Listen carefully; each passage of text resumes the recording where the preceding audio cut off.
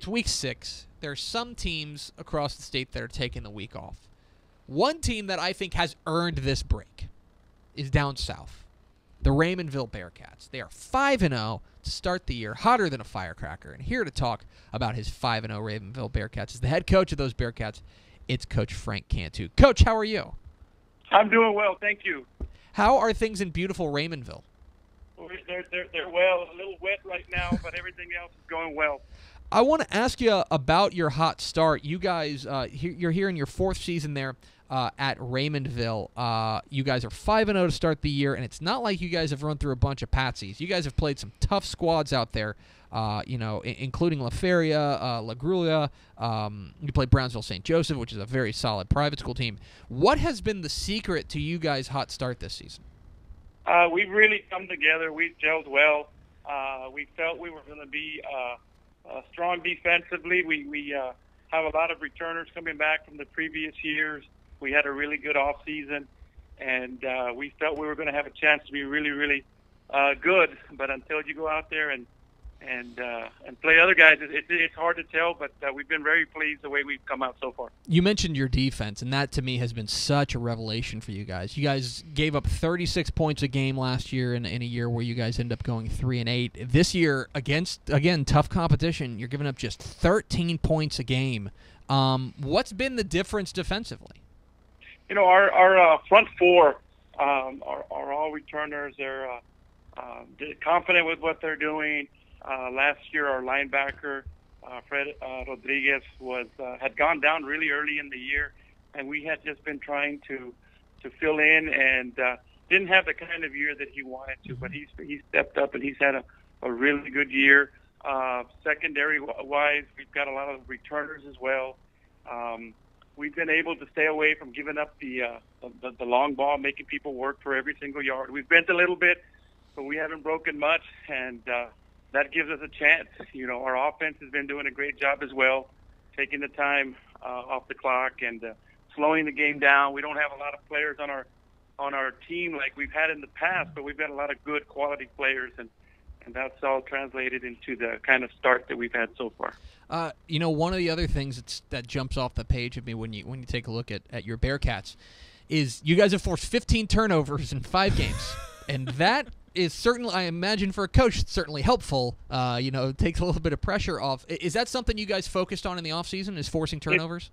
It sure is. If you go through last year and how we started, we gave the ball over right around 20 times the first 4 games, and that's an incredible amount of turnovers to have and to overcome.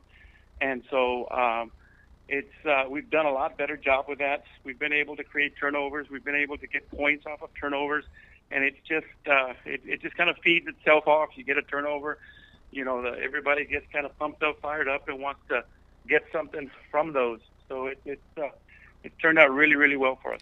And you guys, defensively, it really has been special. And one of the guys that stands out, of course, you told us about him in the offseason, but Darian Cortez, your defensive end, off to a great start, 41 tackles, 5 tackles for loss, 4 sacks. You're the guy who gets to see him every day in practice and gets to coach him up. What can you tell our listeners about this young man? Super good young man, a humble guy, one of our bigger linemen. He a little frustrated early on with some of the quarterbacks that we couldn't quite, mow down and get sacks early on. But it's just a really hard worker, quiet, humble, one of those kids that you really love to coach. It's his 3rd year on the varsity. He was the defensive player of the year last year in our district. Had really good stats. Just didn't really have the team record to kind of go with it. And I'm so happy that our team is doing well as he's doing well, so that can reflect his play. But really a solid defender for us. We're talking with Frank Cantu, the head coach of the 5-0 Raymondville Bearkats here on Texas Football Today. Get involved in the conversation at hashtag TF Today. Coach, I do want to focus a little bit on the offense now because you guys have been scoring and you've been doing it in bunches. And one of the guys who's really triggered for you guys has been your quarterback, Daniel Gutierrez, a guy. He's got more than 1,000 total yards so far in 5 games, 8 total touchdowns. He's really been the trigger man of this spread offense. I know he played for you guys last year and had a solid year. How have you seen him grow over the course of maybe the past offseason and early in this year? He's just really gotten comfortable with the offense. We're trying to spread it out a little bit more, throw it a little bit more. He knows where the open receiver should be.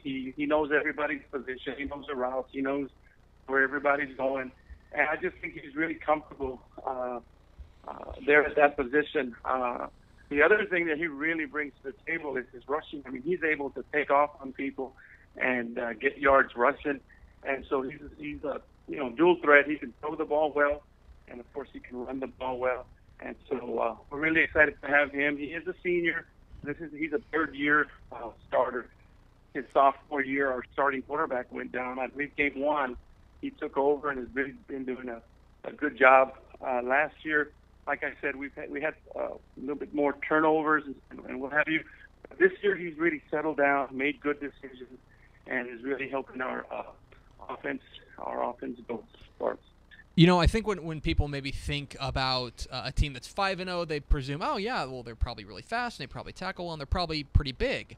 And you look up and down your roster, and I want to be respectful to your team. You guys are never the biggest team in the state.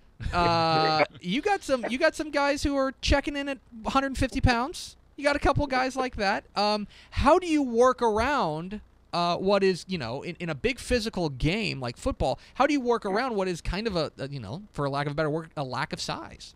Yes, sir. Defensively, it's a lot of team tackles. We don't have the biggest guys. We don't have the fastest guys. If you go up and down that roster, you will see some really smaller people up there. But great big hearts, big work ethic. They put in the work, and these guys believe they can do it. And half of it is just you think you can do it, and these guys have got into it. They think they can do it. We've been able to do it, and we're just taking one week at a time. But it's definitely a team concept because, like I said, other than Darius, who's one of our players, everyone else is pretty much right in the middle there. Not too big, not too small. And it definitely has to be a team concept. It's been working for you guys so far as you guys enter this bye week, a week off taken, before you guys get into district play. I want to ask you, about what your philosophy is as far as a bye week is concerned. Some coaches like to give them a couple of days off. Other coaches like to make sure they're getting back on the field, and it's just like every other week. For you, how do you approach a bye week? What's been your message to your kids so far? I tell you what, we're really big believers in the weightlifting part of it. A lot of our kids, they are smaller, but we've got some strong kids that really bought into the weight. So that first day, I know we went into the weight room and we did our weights and we did a little bit of running. And then it's been wet down here. We wanted to do some stuff outside, but we're able to get out there and just run, stay physically conditioned. And then stretching right after that, we feel that it's a good time to recover from some of the aches and pains and some of the bruises. So some running, some weightlifting, a lot of stretching, and as the week goes on here, maybe a little bit of football. But at the end of the day, we really appreciate having the off week, getting to rest a little bit, but always some running, always some lifting. Make sure that we stay in shape and ready for the rest of the second half of the season. Yeah, and I want to ask you about that because the second half of the season, it's District 16 4A Division II play. You guys open with West Oso out of Corpus Christi, who's always very tough. Rio Hondo is looking good. Orange Grove, I think, is better than their record may indicate. Port Isabel is always very dangerous. When you take a look at your district and the district slate ahead, from your perspective, what are you seeing? I mean, week in and week out, pretty much everybody has an opportunity. As we look at West Coast, they're very athletic. They've got some big-time playmakers that can take it the distance. So we've got to be really careful, and we've got to be really in tune and practice well, practice our keys, get our game plan set where everybody knows it and everybody's on key because it's, anything can happen. We've got Progreso. Rio Hondo has just been tough. They had that tough game against St. Joseph as well. They were down 27. I want to say 27-0 in the first quarter, and Rio Hondo came back and won that game 64-48, if I'm not mistaken. So they've got a lot of firepower. They're usually a very, very good defensive team. I think as the years gone on, their defense has kind of strengthened, so they're going to be incredibly tough. Port Isabel has kind of changed to a more passing style of offense, but Port Isabel is always Port Isabel. And then, of course, Orange Grove. Orange Grove has done extremely well in this district, and they played some really tough opponents. So their record may not indicate, like you say, how good they really are. But we'll just take 1 week at a time and concentrate on that and strive to move forward. They've been taking it 1 week at a time through 5 weeks, and they are 5-0, a perfect 5-0, the Raymondville Bearkats. Their coach, Frank Cantu. Coach, appreciate your time. Congratulations on your hot start. Enjoy your bye week, and best of luck next week and down the road. Hey, thank you guys so much. God bless. There he goes, Frank Cantu, the head coach, the Raymondville Bearkats. I wanted to phrase that in a certain way because that's not a big team. No. They are small. You look up and down their roster, and they've got only a handful of kids who are going to top even 200. You know what I mean? I mean, it's a slight team, but when you've got a quarterback like Daniel Gutierrez and you're able to deploy your size in a certain way, like they do with Darian Cortez, they're able to make plays. And I really mean that. The teams that they've beaten are not lunch meat. We know about Brownsville St. Joseph. They held Kai Money and company to 17 or I think 12 points. The defense has been outrageous right now. And look, you look at that district, and they are, I think, no worse than co-favorites. Yeah, with their start especially. With Rio Hondo. I think Rio Hondo is probably the team you watch here, even with a loss there, but their one loss was to La Jolla Juarez Lincoln, which is a 6A team. And they lost by 3. So to me, they're no worse than co-favorites in 16 4A Division II. And they do have to go to Rio Hondo, which won't be any fun. But I think that they're playoff bound, and things are going very well for the Bearkats right now. So we appreciate Coach Cantu hopping on with us.